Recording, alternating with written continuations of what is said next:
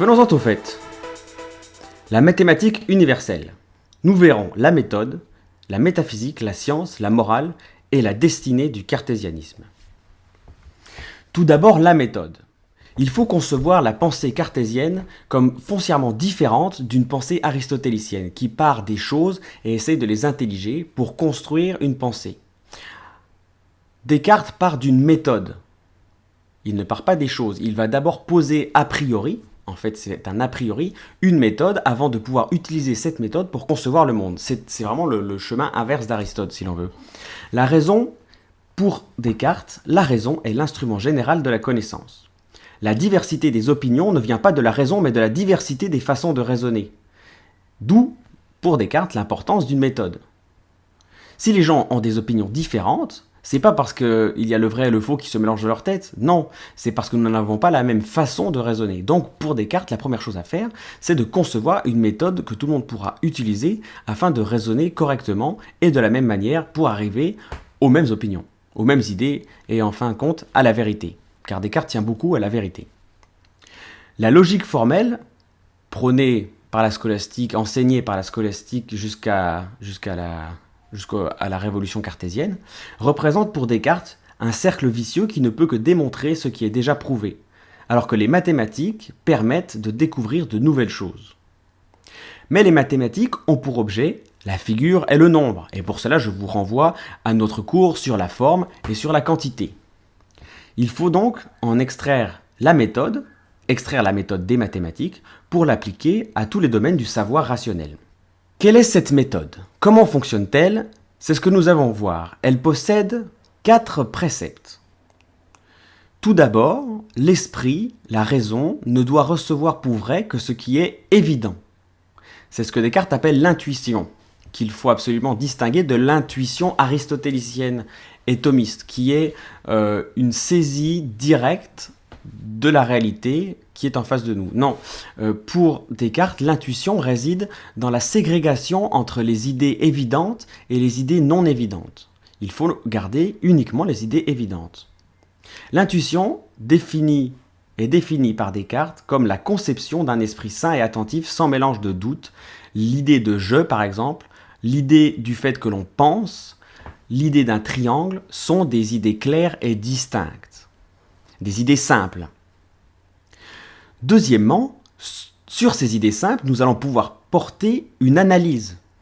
Il s'agit de diviser les difficultés en parcelles pour remonter des inconnus aux connus.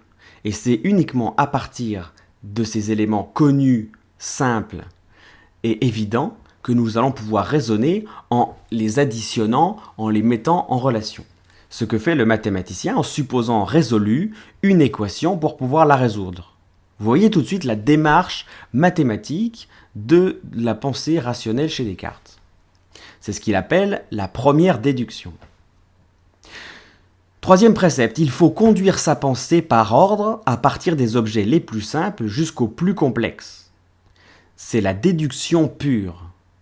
C'est la construction intellectuelle et mathématique d'un raisonnement fondé sur d'abord la ségrégation entre les idées évidentes et celles qui ne le sont pas, ensuite en les redécoupant en premiers principes encore plus évidents, puis en les reconstruisant afin d'élaborer une réelle pensée.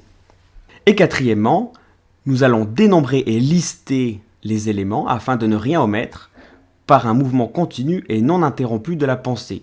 C'est ce qu'il appelle l'intuition du lien entre les objets. Nous voyons qu'il y a tout de suite un certain paradoxe dans le cartésianisme, c'est que pour lui, le penseur qui ne passe pas par cet élément-là de réflexion, du moins cette méthode, va forcément se tromper. Alors qu'elle me paraît, du moins elle paraît fort complexe et quelque peu contraire à la nature de l'intelligence, qui est un mouvement vers les êtres extérieurs. Là, il faut d'abord, a priori, se dire non, attendez, il faut que je sélectionne, ensuite que je déconstruise pour aller au cœur du truc, ensuite que je remonte par construction, etc. Donc c'est très complexe, c'est une architecture de la pensée. C'est une révolution par rapport à la philosophie classique. Pour 3 raisons. Tout d'abord, par subjectivisme. La méthode concerne la raison et notre raison à nous tout seuls, la mienne, à moi. Ce que je vais penser ne va plus être une recherche de ce qui m'entoure, mais d'abord une recherche du fonctionnement de ma propre pensée. Tout part d'une introspection et non du réel, qui est extérieur. Donc, naissance d'une pensée subjective. Deuxièmement, un certain idéalisme. L'idéalisme, c'est l'idée comme quoi que les choses que je pense ne sont pas forcément liées à des choses réelles à l'extérieur de mon esprit. Et vice-versa, les choses réelles à l'extérieur de mon esprit ne sont pas forcément pensables. C'est l'idéalisme. Si tout est dans ma pensée, qu'est-ce qui me prouve que le réel est réel? Qu'est-ce qui me prouve, lorsque j'aurai construit le monde par mes idées, parce qu'en fin de compte c'est cela la méthode, c'est disséquer les idées et les construire entre elles pour comprendre le monde. Mais à aucun moment on arrive à faire ce pont entre l'existence réelle du monde et effective et ma raison. Et c'est là le problème qui lie le cartésianisme foncièrement avec l'idéalisme. Troisièmement, un certain scientisme, c'est-à-dire un amour des sciences qui conduit à ne plus vouloir voir comme autre chose de sûr et de certain que les sciences physiques et mathématiques. La méthode mathématique ne peut s'appliquer au non mesurable. Et c'est une difficulté qui va entraîner Descartes à nier tout ce qui n'est pas mesurable. Comme nous avons pu voir avec le matérialisme et le mécanisme dans notre cours sur la forme et les qualités.